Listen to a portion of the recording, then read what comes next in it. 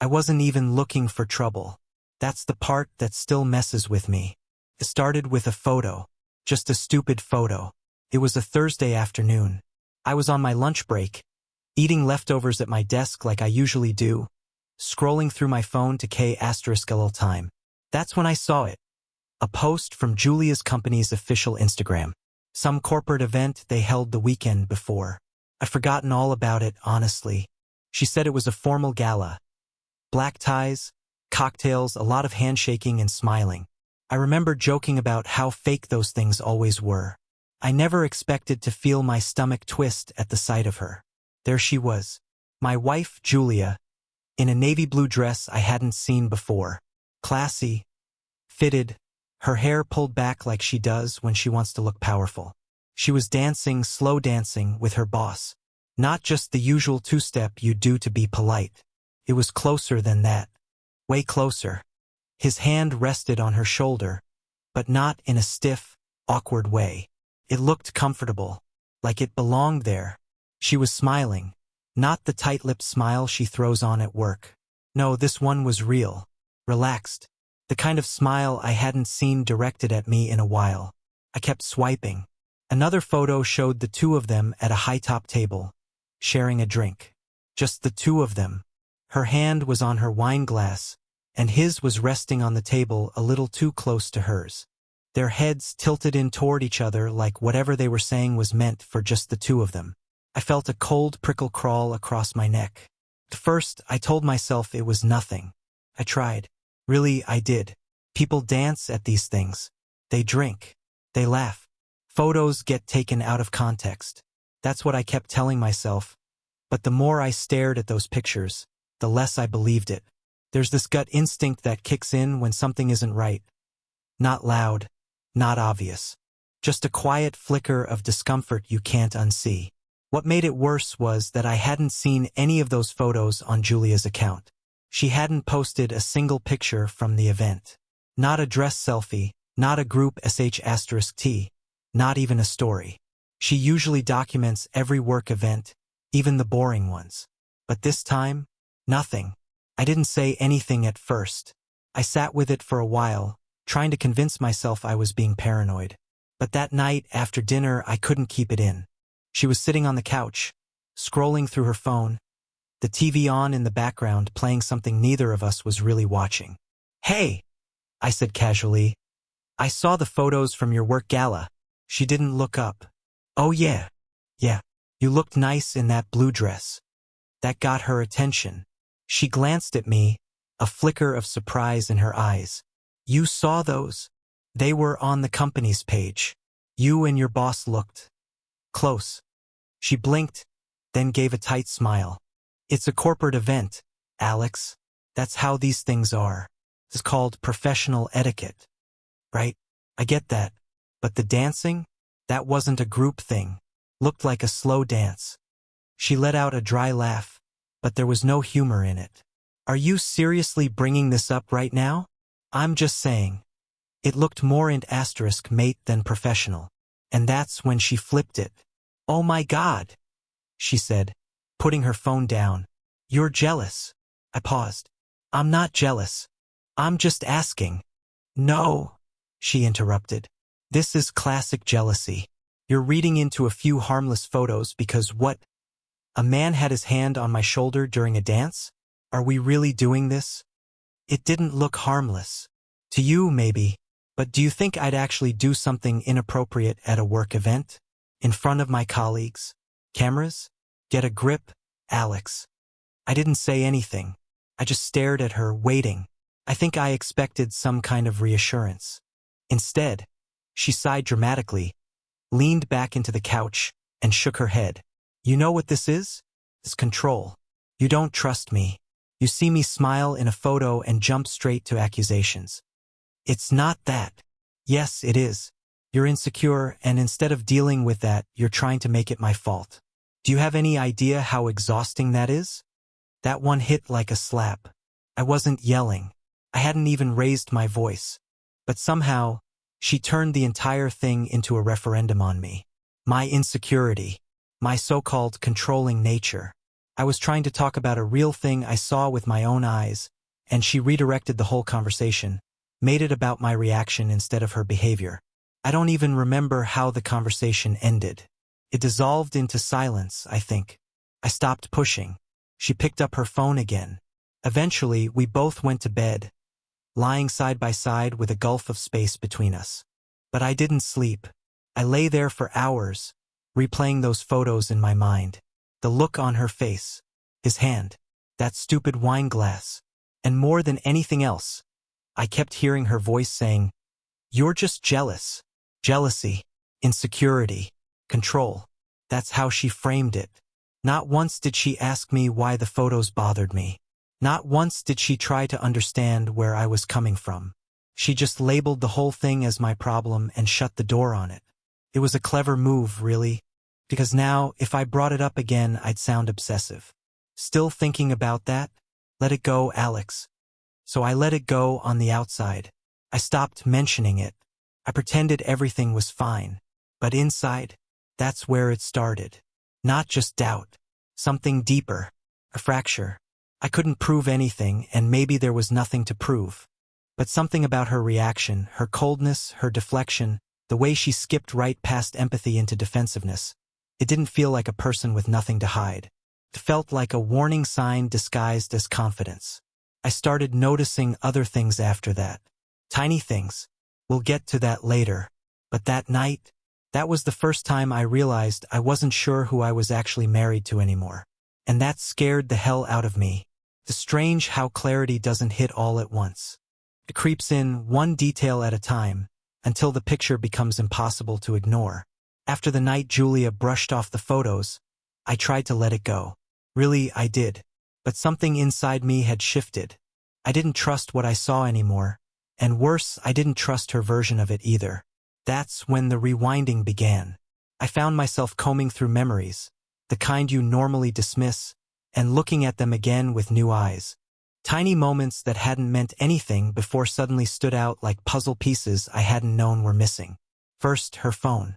For the past few months, Julia had started putting it face down on every surface. The kitchen table, the nightstand, the couch cushion.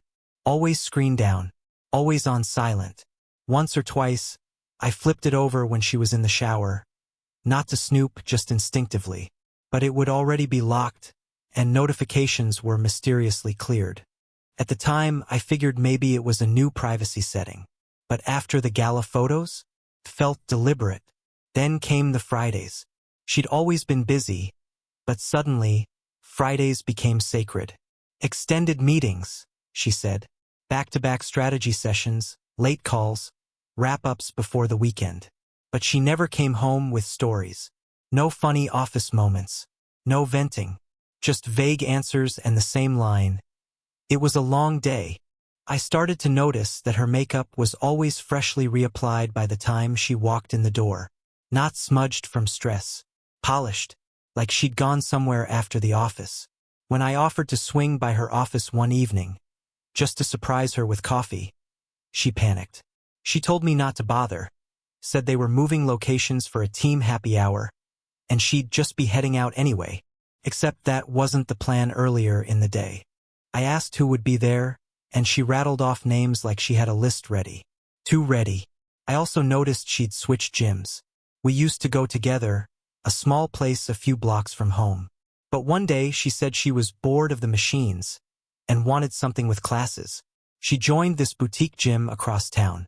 I asked her why that one specifically. There were two others closer, and she just shrugged. Better energy, she said. She started bringing her own bag to work on Fridays, supposedly for the gym afterward. But the bag always came back unpacked, the towel untouched, the water bottle full. I checked once when she was in the shower, and sure enough, the gym bag didn't have a sports bra or sneakers. Just makeup, wipes, and a tiny bottle of perfume I hadn't seen before. There were other things, too. Little cracks. One day, I went to grab cash from her purse, with her permission, and noticed a few receipts were missing. Normally, she kept everything. Movie stubs, coffee shop orders, even random gas station slips. But lately, the stack was thin, and the order was off. Like someone had taken a handful out selectively. And her bracelet, a thin, silver thing she wore every Friday for 3 weeks straight. When I asked her where she got it, she said she bought it herself. Felt like treating myself. I believed her until I noticed the initials on the inside. Small. Engraved. Not hers. I wanted to ask again, but something in me stalled. I was scared of the answer. Then came the iPad. We used to share one, mostly for streaming shows or checking recipes. It was synced to her phone, and I'd occasionally see her notifications roll in. Messages, calendar events, photos, but recently the feed had gone silent. I opened it one day and found that her account had been signed out completely. No texts, no alerts, nothing. A digital ghost. That's when it really started, the note-taking, the cross-referencing. I didn't mean to become a detective, but every small inconsistency begged to be written down. A missed text here, a quiet calendar there. The way she mentioned her boss in passing more and more, but never with any context. Just, he said this or he wants us to do that. Never his name. Just he. The pattern became clearer the more I paid attention. The meetings always fell on Fridays. Always late. The gym bag always appeared on the same day. The bracelet. The extra effort with her appearance. The sudden need for space and autonomy. Whenever I asked a question she didn't like. And always the defensiveness. One night, I casually mentioned how empty her home office looked lately. She used to work from there once or twice a week, but it had been weeks since she'd set foot in it. Her answer? I've been working from cafes. I think better out of the house. You could do that from the kitchen, I said, joking. But she didn't laugh. It's not a big deal, Alex, she said, suddenly irritated. Why do you always need to know where I am? That hit me harder than it should have. It wasn't that I needed to know. It's that I used to know because she used to tell me. Now every answer felt like a cover. A delay. A soft dodge. And I hadn't changed. She had. I started testing small things. Asking about her schedule in the mornings and then again at night. Seeing if the details matched. They didn't. Once she said she had a client call at 5. That same night, she said she'd left at 4:30. I asked about the call.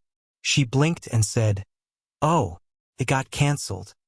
Always smooth, always quick, but just quick enough to feel rehearsed. One night, I checked the GPS history on our car's app. She'd taken the long way home, twice, 20 extra minutes through the Riverside district, not even close to her usual route. I asked if she'd gotten stuck in traffic. She said no. Just needed to drive and think. That was her new phrase. Drive and think. The pieces were adding up. No one detail screamed affair, but together, they whispered it. Quietly, repeatedly, like a story writing itself beneath the surface. I wasn't ready to accuse her. Not yet. I didn't want to be wrong. Because if I was right, if all this wasn't in my head, then the woman I loved, the life I thought we were building, was already gone. But part of me knew. Part of me had known for a while. And it wasn't just a feeling anymore. It was a mosaic. One strange puzzle piece at a time. And the picture it was forming? It looked nothing like the life I thought we had. Up until then, everything had been circumstantial. A feeling, pattern, a shifting atmosphere. But suspicion is like standing at the edge of a foggy cliff. You think you see the drop, but you can't prove it's there. You just feel the gravity pulling at your gut. I needed to see the fall. It happened on a Friday. Of course, a Friday. She told me she'd be working remotely that day, but her desk sat empty, the laptop untouched. I'd woken up to the sound of the front door closing softly behind her. When I texted to ask where she was working from, she replied, "Starbucks. Might go to the library after." The library? I knew I had to check. Not because I didn't believe her, I didn't, but because I couldn't take the silence anymore. The ambiguity was eating me alive. I remembered her smartwatch, the one she got for her birthday the year before. It synced to her fitness app, which was connected to a shared family account we used. It hadn't crossed my mind in months. I opened it, expecting nothing. There she was. A live ping. Her location was nowhere near a library. Nowhere near a coffee shop. It was a quiet residential area near the river. A place we'd never lived, never had friends. Not even on our radar. A tucked-away apartment complex with underground parking and an access-controlled lobby. My hands were trembling, but I drove anyway. I parked across the street and waited. Her car was there in the visitor section. I recognized the license plate immediately. I stayed in mine, watching the building's entrance. It was a clean, newer complex.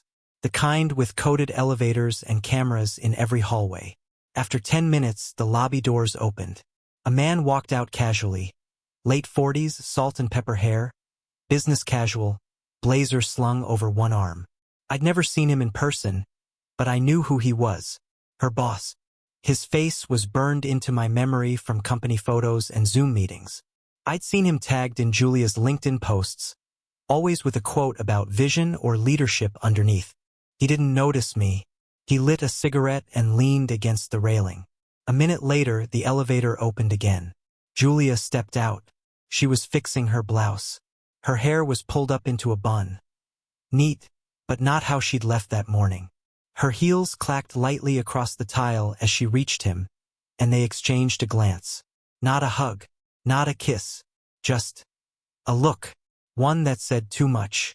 Then they walked in separate directions, like nothing happened. But I knew better. I stayed in the car, staring at the building long after they left. I didn't know what to feel. Rage, numbness, vindication, no, just this eerie stillness in my chest, like someone had turned the volume down on the whole world. The next day, I started digging. I contacted a friend from college who works in security tech. Not the illegal stuff, just access logs and property management systems.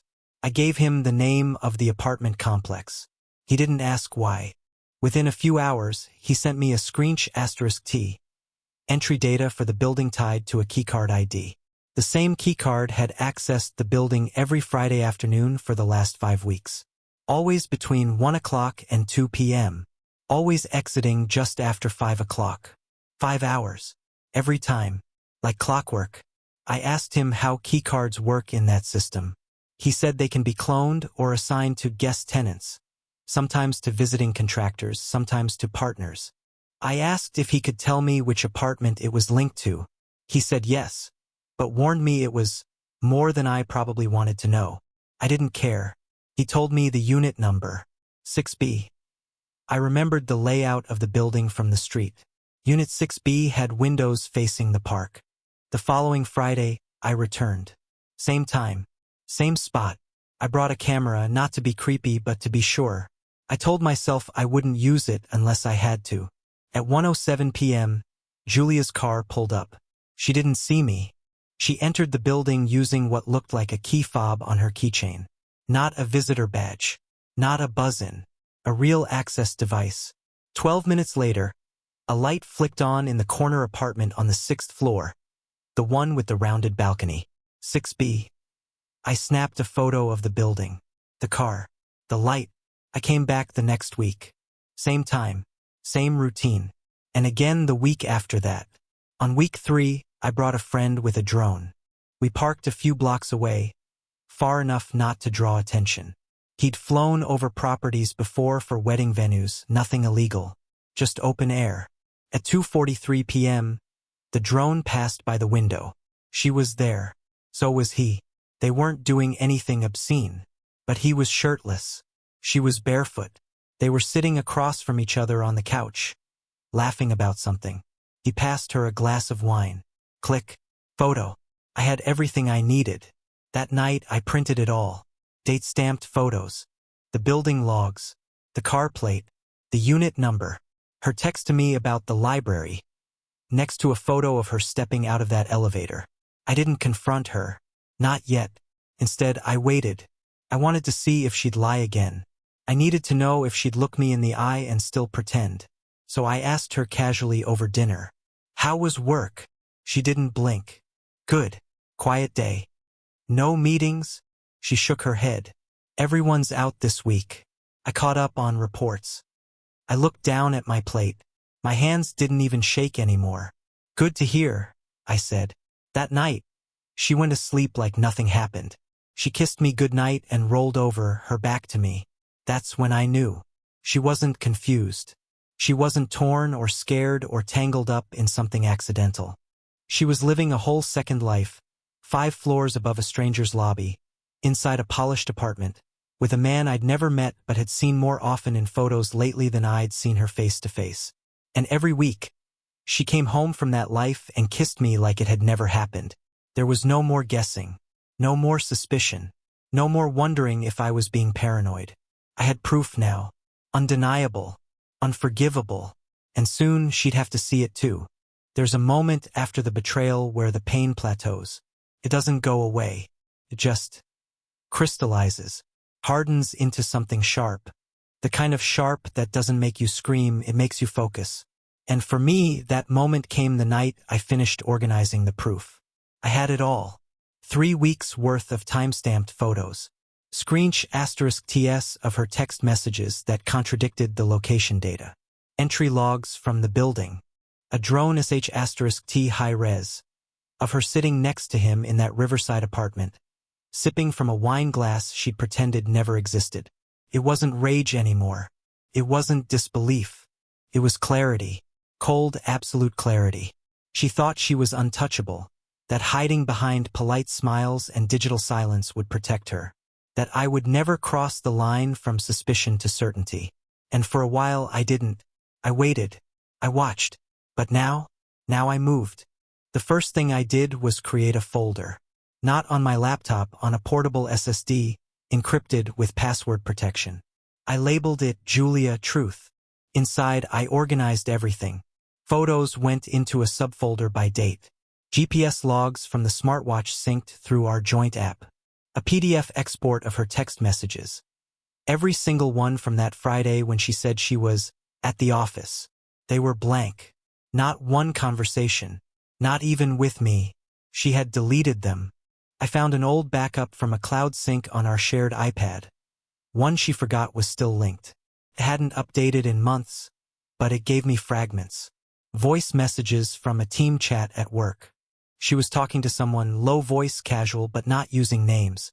I used software to clean the audio. His voice was there too. Faint, but distinct. They were coordinating something. "See you after 1, she said. "Don't buzz. I'll use the key." His reply was muffled. "I'll leave the door cracked." Felt like listening to ghosts. I added that to the folder. Then I printed the most damning materials, just enough for hard copies. I put them in a manila envelope, sealed it, and locked it in the fireproof safe under the stairs. 1 copy, just in case. The next step was money. Not revenge. Not punishment. Protection. I logged into every shared account we had: bank, credit union, investment platform. I turned on dual authorization for transfers above $100. That meant if she tried to move funds without me, I'd get an alert. I added text notifications to every account, including the ones she rarely used.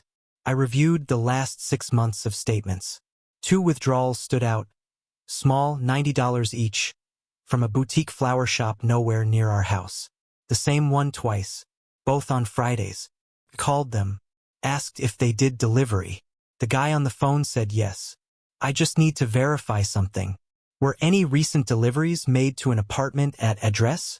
I gave him the name of the Riverside building. There was a pause. Then, "Sir, I can't disclose customer information."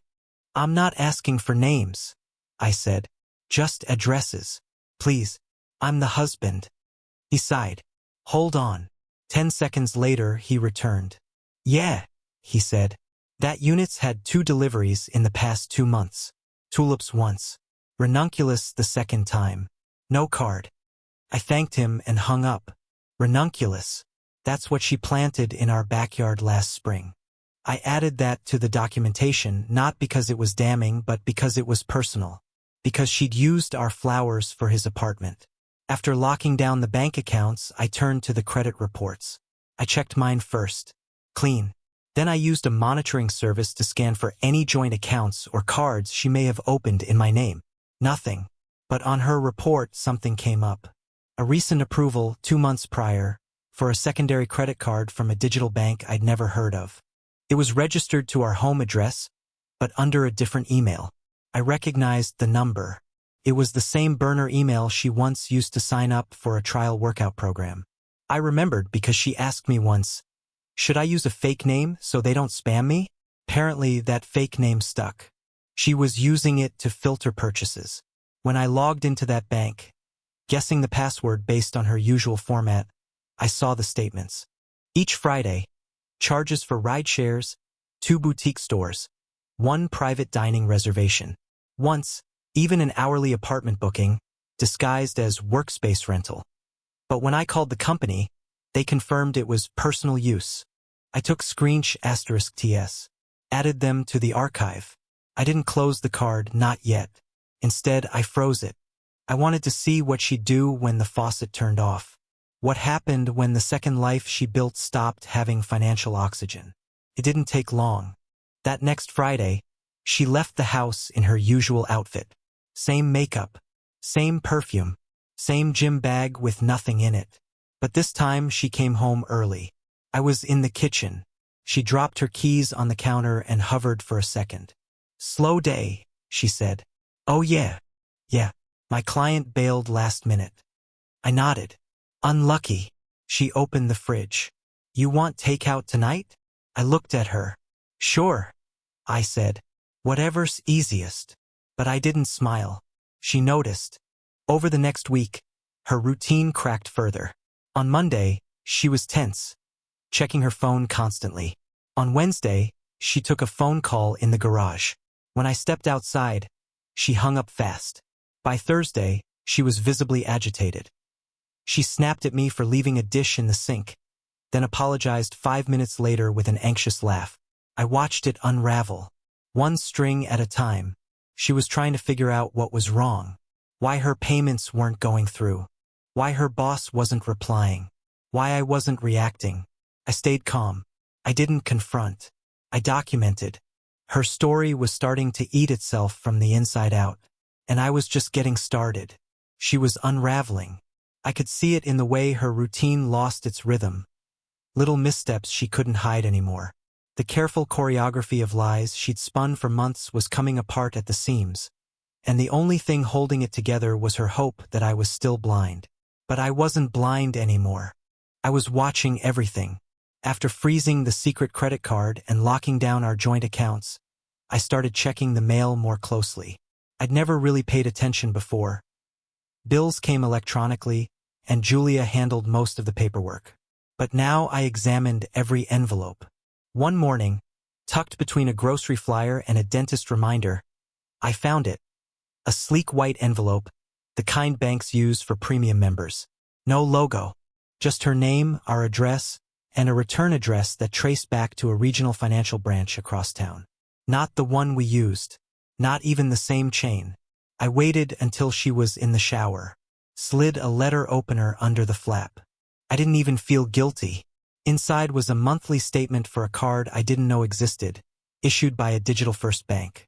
The charges were specific, purposeful, boutique cafes near the riverside, a clothing boutique she'd never mentioned. 2 charges labeled Lav Suites, temp booking, Lave Suites, the same complex I'd watched her enter, the same unit. And then I saw the alias again, not on the statement, but on the digital card nickname she'd assigned, Wellness Fund. As if that made it noble. She'd created an entire financial ghost, a curated mirror of her second life. I logged into the bank's online portal, using the details from the statement and her go-to password format. It worked. People underestimate how many variations they reuse. Birthday plus dog name plus punctuation? Check. Once I was in, I saw it all. Weekly transfers from her personal account. Small enough not to flag attention, but regular. Automated. She was paying off the charges in full. Keeping the card balance clean. Hiding the trail. But I saw it. And then, I made her see that I saw it. I froze the card again. Quietly. No warning. Just flipped the switch. She tried to use it that Friday. I know because the next time she came home, her energy was different. She slammed the door a little too hard. Her smile didn't appear. She kicked off her shoes without the usual performance of what a day. Her eyes were red. Not from crying, but from frustration. I'd seen that look before, when she lost a client or got shut down in a meeting. She was rattled. She didn't speak until dinner. "I'm thinking of changing banks," she said casually, between bites of pasta. "Oh," I said. "Yeah. Some weird charge freezes lately. I think my info was compromised." "Huh," I said. "That's annoying." She nodded, gauging my expression. Kept it flat. Then came the real sign. The next morning, while she was still asleep, I checked the home office printer. She hadn't used it in weeks, or so I thought. Tucked in the tray was a single page. A breakdown of a new checking account she'd tried to open. Under a fake name. I ran the alias through a search tool. The email she used, a combination of her middle name and some numbers, traced back to 2 subscriptions. A gym I didn't recognize and a booking app for extended stays. I clicked through the email inbox, expecting silence. But it was full. A reservation confirmation from a place called the Palisade. A modern apartment building with flexible lease options. She had booked it to tour, but the calendar entry was titled Private Respite Plan. Not work, not gym, not wellness, just escape. That same week, she began to unravel in real time. The Friday routine she clung to cracked completely. I watched her come home early again, throw her bag down, and march straight upstairs. No "hey babe," no dinner, just silence and the slam of a bathroom door. I gave it 10 minutes before walking up. She was sitting on the edge of the tub, still in her coat, face blank. When she saw me, she flinched, just slightly. "Everything okay?" I asked. She nodded. "You sure?" Another nod. "Because I got a call today," I said softly. "From the bank. They flagged some suspicious activity." Her head jerked up. "What do you mean?" I tilted my head. "A new account, under a name that doesn't exist. Connected to our home address. Kinda weird, don't you think?" Her silence said everything. I didn't yell. I didn't accuse. I just let it hang there, the weight of the truth pressing down harder than any confrontation could. Finally, she stood. "I don't know what you think you know," she said, her voice tight, "but I've had a lot going on. Things you don't ask about. Things I've had to handle myself." I crossed my arms. "Julia," I said quietly, "you haven't had to handle anything alone. You chose to." She didn't reply, just brushed past me and disappeared into the bedroom. That weekend, everything shifted. She canceled plans, turned her phone face down, but forgot to silence it. I heard notifications coming in from unknown names, not friends, not colleagues, just initials. One text preview read, "Can't believe you froze it. Thought you said he didn't know." She deleted it seconds later, but I saw it.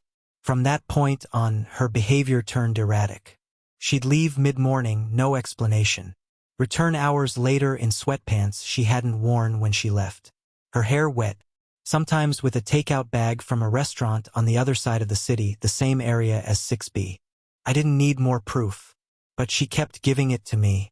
I documented everything, compiled timelines, matched her statements against GPS data, bank records, login timestamps. I was building something bulletproof. Not because I wanted to destroy her, but because I knew she was already trying to protect him. The moment she realized her financial cushion was gone, she started pulling back emotionally. Not from me, but from the story she'd been telling. No more work stories. No more late meetings. No more gym. Just a quiet, desperate campaign of damage control. She was watching me watch her, and that terrified her more than anything, because now she wasn't in control. I was, and control, I realized, was never about punishing her. It was about refusing to be lied to again. An anonymous report hit her company. Unauthorized off-site meetings, misused work hours, breach of policy. Her boss was reassigned, quietly pushed out. Julia got suspended, no pay, no explanation offered. Colleagues stopped talking to her. Projects vanished. She came home quiet, eyes hollow, like her world had collapsed without warning. I never said a word. I didn't have to. The truth did all the talking. The evidence spoke in court, clean, clinical. Assets split. No spousal support. I kept the house. She moved into a rental, the affair over before the ink dried. I rebuilt in silence. No secrets, no surveillance. Just peace. Gym at 7, work by 9, home by 6. Simple. Honest. People asked what happened.